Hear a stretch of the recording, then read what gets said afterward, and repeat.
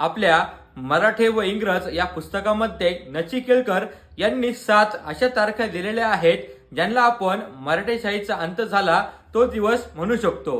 नची केळकरांच्या मते 12 फेब्रुवारी 1794 रोजी मराठेशाहीचा अंत झाला असे काही जण म्हणू शकतात, कारण याच दिवशी महादजी शिंदे वारले।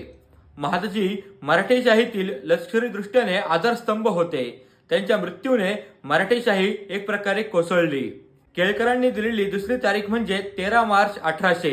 या दिवशी पेशवाईतील 3.5 शहाण्यांपैकी एक असलेले नाना फडणवीस वारले आणि नानांच्या निधनाने मराठेशाहीतील शहाणपण संपले असे इंग्रजांनी देखील लिहून ठेवले आहे। तिसरी तारीख म्हणजे 31 सप्टेंबर 1802, कारण याच दिवशी दुसरा बाजीराव पेशवा आणि इंग्रजांमध्ये वसईचा तह झाला आणि बाजीराव पेशवे इंग्रजांच्या अधीन गेले। चौथी तारीख म्हणजे 23 सप्टेंबर 1803, कारण याच दिवशी आसईजवळ इंग्रज आणि शिंद्यांची लढाई होऊन शिंद्यांचा पराभव झाला आणि मराठ्यांचा मित्रसंघ फुटला।